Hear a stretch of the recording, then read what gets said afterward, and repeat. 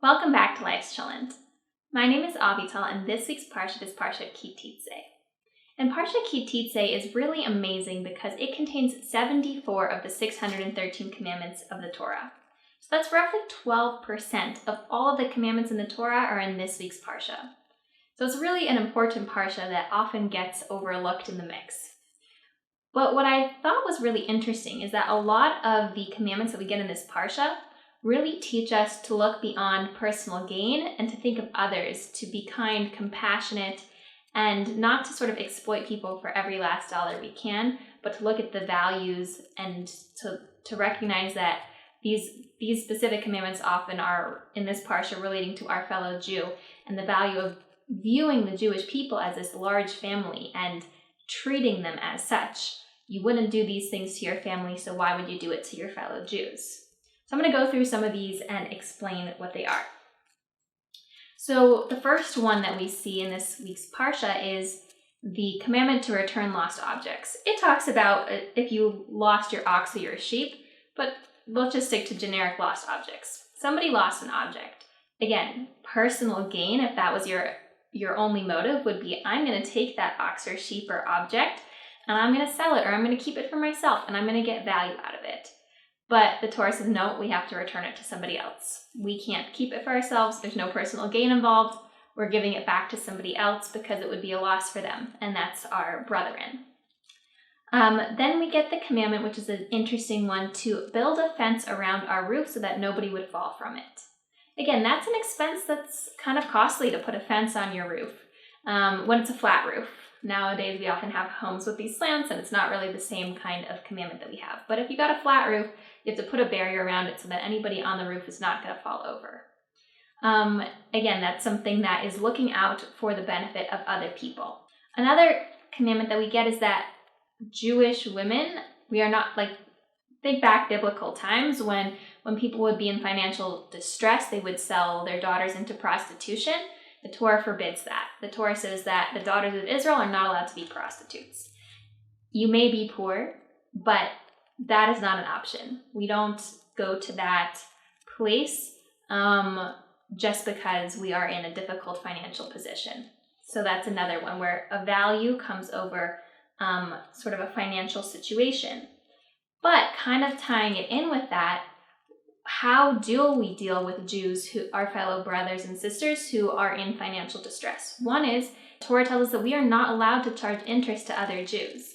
We can lend them money, but we are not doing it for personal benefit.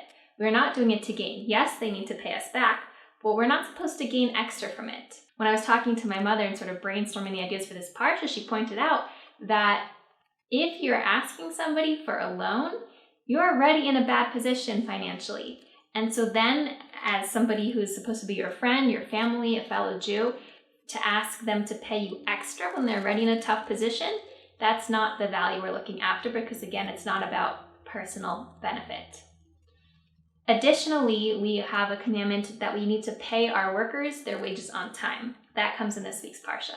So if somebody works for you, you know they're in a tough position, you need to pay them promptly so that they won't be in distress, because now they've done their work and now you owe them the money. It's the morally correct thing to do to pay them on time. Following through with that as well, that we have the commandment here that for olive trees, for grapevines, for our harvest, we shouldn't take every last bit. We should leave some behind on the shrubs, on the greenery, for the orphan, the widow, and the stranger. So there's this value of, we could suck every last little bit and take every single grape off that vine to allow ourselves to make more money. But think about the orphan and the widow and the stranger who need that. They need that to sustain themselves. They need your kindness and their charity. And we are obliged, we're commanded to provide it to them, not to be stingy with every last bit that we can have. Another really interesting commandment that we get in this Parsha is what's called the Levirate marriage. So this is a situation where we have two brothers. Let's say Aaron and Gabriel. They're both married. Gabriel dies, and he leaves behind his wife, and she doesn't have any children. They didn't have any kids together. So now she's this single woman who, keep in mind, we're talking about biblical times. She didn't really have a way to support herself. And so what is the levirate marriage? It's that Aaron, Gabriel's brother, is supposed to take Gabriel's wife as his own. He's supposed to perform what's called the levirate marriage. She's going to become his wife, and he will take care of her, and they will have children together, and it will be in his brother's honor and memory. And that's a bit of a unique situation. It sounds a little bit foreign, especially nowadays. But the concept is really that he was supposed to take his brother's wife and care for her. That's the best way he could care for her and protect her in that day and time.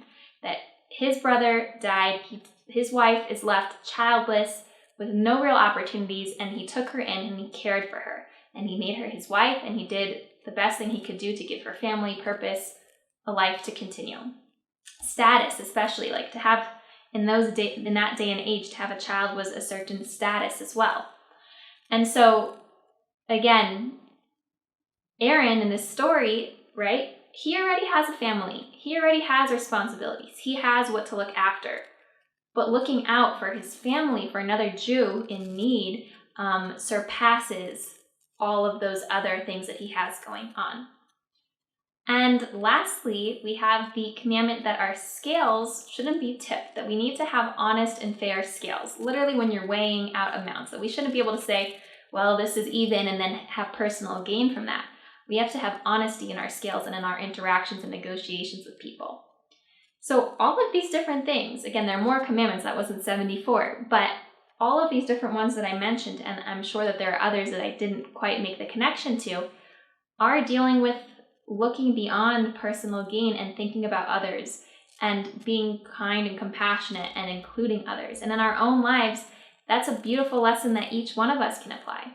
It's so easy to think of ourselves, right? At the end of the day, most of us are going to do what's best for ourselves. And I'm not saying that we shouldn't do that, but I am saying that we should at least be cognizant to think about other people, to think about the things that they might need and the ways that we can help them or impact them. And so I wish you all a wonderful week and a Shabbat Shalom, and I look forward to speaking with you next time.